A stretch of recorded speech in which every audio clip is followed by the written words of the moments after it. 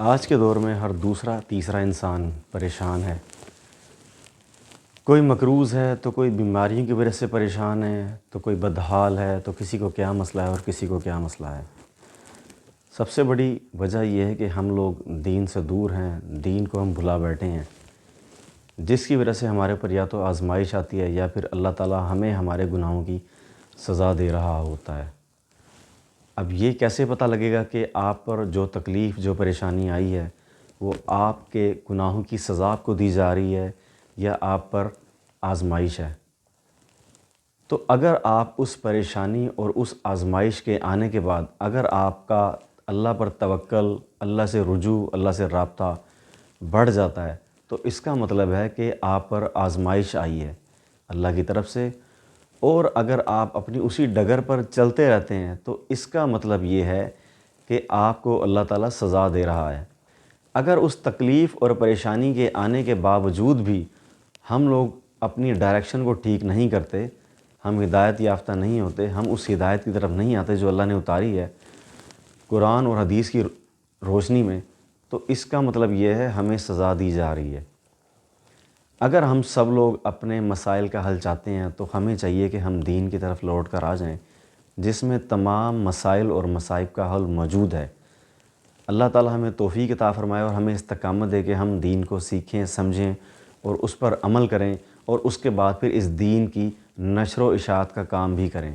اللہ تعالی ہم سب کو ان لوگوں میں شمار کر لے جو لوگ دین کا کام کرتے ہیں اور کر رہے ہیں۔ دین کا کام اللہ اسی انسان سے لیتا ہے جس سے اللہ تعالیٰ محبت کرتا ہے، لیکن سب سے پہلا سٹیپ یہ ہے کہ آپ دین کو کس طرح پھیلائیں گے۔ سب سے پہلے آپ کو پڑھنا پڑے گا، قرآن و حدیث کو پڑھنا پڑے گا، سمجھنا پڑے گا، اس کے بعد اس پر عمل کرنا پڑے گا۔ جب ہم عمل کرتے ہیں پھر اس کے بعد ہم نے اس کو کنوے کرنا ہے، لوگوں تک پہنچانا ہے، لوگوں تک پھیلانا ہے۔ یہ ہماری رسپانسبلٹی بھی ہے، کیونکہ نبی صلی اللہ علیہ وسلم نے فرمایا کہ لا نبی بعدی، میرے بعد کوئی نبی نہیں آئے گا۔ So we are the messengers now. ہر بندے کی انڈیویجول اس کی انفرادی یہ رسپانسبلٹی ہے، یہ اس پر فرض ہے کہ وہ دین کے کام کو کرے، اللہ کے میسج کو لوگوں تک پہنچائے۔ ضروری نہیں ہے کہ آپ پورے دین کا ایک حافظ بن جائیں، ایک عالم بن جائیں تب جا کے آپ دین کے کام کو کریں، نہیں۔ نبی صلی اللہ علیہ وآلہ وسلم نے یہ فرمایا کہ بلغوا انی ولو آیا، آپ کو اگر ایک بھی آیت آتی ہے تو آپ اس کو پھیلانا شروع کر دیں۔ مثال کے طور پہ آپ کو اگر غسل کا طریقہ آتا ہے، آپ یہ مسئلہ لوگوں کو بتانا شروع کر دیں اور آپ اس کو بتاتے رہیں، لیکن ساتھ ساتھ دین کے دوسرے معاملات، دین کے دوسرے جو کام ہیں، جو مسئلے ہیں، ان کو بھی ساتھ ساتھ سیکھتے رہیں، کیونکہ اللہ کا قرآن کہتا ہے کہ تفقہوا فی الدین، دین میں سمجھ بوجھ حاصل کرو۔ علم حاصل کرنا ہر مسلمان مرد اور عورت پر فرض ہے۔ اللہ تعالیٰ نے آپ سے ہم سے یہ نہیں پوچھنا کہ ہم ڈاکٹر نہیں بنے، ہم انجینئر نہیں بنے یا ہم پائلٹ نہیں بنے۔ اللہ نے یہ پوچھنا ہے کہ جو میں نے دین، قرآن اور حدیث کی روشنی میں آپ پر وحی کیا اپنے پیغمبر کے توسط سے، تو ہم نے اس کو کتنا سیکھا، کتنا سمجھا، کتنا اس پر عمل کیا اور آگے لوگوں تک اس کو کتنا پہنچایا۔ تو ہم سب کی یہ انفرادی طور پر ذمہ داری ہے کہ ہم دین کو سیکھیں، سمجھیں، اس پر عمل کریں اور آگے اس کو پھیلائیں۔ جہاں تک لوگوں کے معاملات کا، لوگوں کے مصائب اور مسائل کا تعلق ہے، ہر دوسرا تیسرا انسان یہ شکایت کرتا ہے اپنے اپنے مسائل کے بارے میں۔ تو نبی صلی اللہ علیہ وآلہ وسلم نے ایک بہت ہی اچھی ہمیں دعا بتائی ہے، ایک دعا سکھائی ہے، جس کے راوی حضرت ابو درداء رضی اللہ تعالیٰ عنہ ہیں۔